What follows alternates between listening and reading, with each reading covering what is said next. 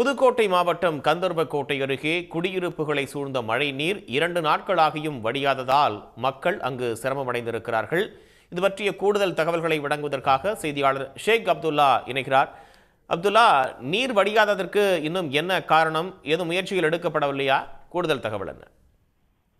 டிட்வா புயல் காரணமாக புதுக்கோட்டை மாவட்டத்திலும் பரவலாக மழை பெய்தது. இந்நிலையில்தான் புதுக்கோட்டை மாவட்டம் கந்தரக்கோட்டை அருகே உள்ள வீரடிப்பட்டியில நேற்று முன்தினம் இரவு மழையானது கொட்டி தீர்த்தது.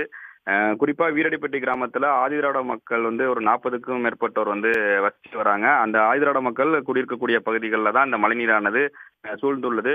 குறிப்பா ஆதிதிராவிட மக்கள் வசிக்கக்கூடிய அந்த காளியம்மன் கோயில் தெருல 10க்கும் மேற்பட்ட குடியிருப்புகள்ல இந்த மழைநீரானது சூழ்ந்து காணப்படுகிறது. குறிப்பா மழை ஓய்ந்து 2 நாட்களுக்கு பிறகும் அந்த மழை தண்ணீர் வடியாததுனால அப்பகுதியைச் சேர்ந்த மக்கள் வீட்டை விட்டு வெளியே வர முடியாத சூழலுக்கு தள்ளப்பட்டிருக்காங்க. மேலும் மழைநீர் தொடர்ச்சியா தேங்கி இருக்கனால கொசு உள்ளிட்ட ஜந்துக்கள் பரவி காய்ச்சல் உள்ளிட்ட பல்வேறு நோய்கள் பரவும் அபாயம் இருக்கு. மேலும் இந்த தண்ணீர் வடிவதற்கு ஊராட்சி நிர்வாகத்திட்ட அந்த பகுதியைச் சேர்ந்த மக்கள் முறையிட்டு இதனால் வரை எந்தவித நடவடிக்கை எடுக்கலைன்னு அப்பகுதி மக்கள் குற்றம் சாட்டுறாங்க. மேலும் அப்பகுதியில ஒரு தொடக்கப்பள்ளி இருப்பதனால உடனடியாக மாவட்ட நிர்வாகமும் சம்பந்தப்பட்ட ஊராட்சி நிர்வாகம் தலையிட்டு போர்க்கால அடிப்படையில இந்த ஆதிதிராவிட குடியிருப்பு பகுதிகளில் சூழ்ந்துள்ள மழைநீரை வடிக்க நடவடிக்கை எடுக்கணும். அப்போதான் நாங்கள் நோயிலிருந்து பாதுகாக்க முடியும், அன்றாட தேவைகளை பூர்த்தி செய்ய முடியுங்கிறது அப்பகுதியுடைய மக்களுடைய கோரிக்கையாக இருந்து வருகிறது. தகவல்களுக்கு நன்றி ஷேக் அப்துல்லா. உடனுக்குடன் செய்திகளை தெரிந்து கொள்ள சன் நியூஸ் பெல் ஐகானை கிளிக் பண்ணுங்க.